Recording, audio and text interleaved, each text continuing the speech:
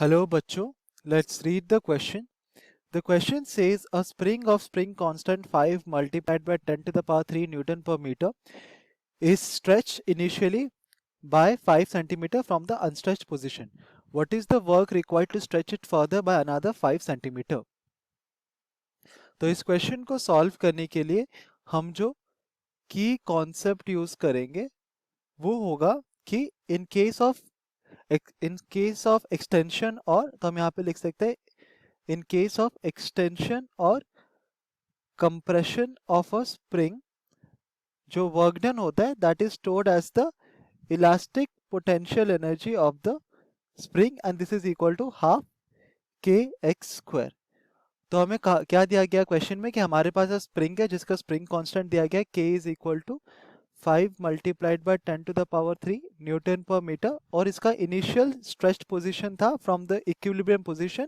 तो अगर x not is equal to हम 0 सेंटीमीटर है जो कि हमारा इनिशियल पोजीशन था, सो हमारा पहला स्ट्रेच पोजीशन का डिस्टेंस क्या होगा, वो होगा 5 सेंटीमीटर, और सेकंड जो हम स्ट्रेच करेंगे इसको वो हमारा डिस्टेंस क्या होगा from the unstretched position that is equal to 10 centimetres. तो हमें पता है कि अगर हमारे पास ये एक स्प्रिंग है जिसका स्प्रिंग कांस्टेंट k है, तो अगर हम इसको स्ट्रेच करते हैं थ्रू अ डिस्टेंस x, तो जो हम वर्क करते हैं इन ऑर्डर टू जो हमारा वर्क डन होगा in order to stretch the spring by a distance x that is equal to half kx square, और ये हमारा जो वर्क डन होता है ये स्टोर्ड होता है as the potential energy of the spring.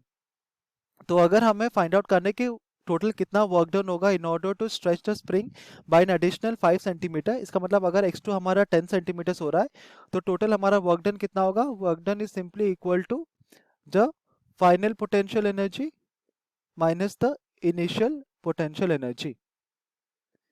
तो फाइनल पोटेंशियल एनर्जी कितना होगा, ये हो जाएगा हाफ के x2 square minus of half के x1 स्क्वायर. तो यहाँ पर अब हम क्या करेंगे 1/2 k को कॉमन ले लेंगे तो हमें मिलेगा this is equal to simply 1/2 k x2 square minus of x1 square.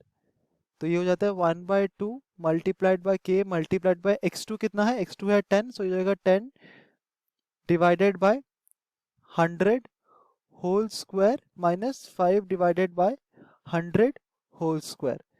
तो अगर हम इस वाले टर्म को देखें तो ये होता है a square minus b square के फॉर्म में ये हमारा ये टर्म है. तो this will be equal to simply 1/2 spring constant multiplied by, तो a square minus b square का फॉर्मूला क्या होता है, ये सिंपली होता है a minus b that is 10 by 100 minus 5 by 100 plus,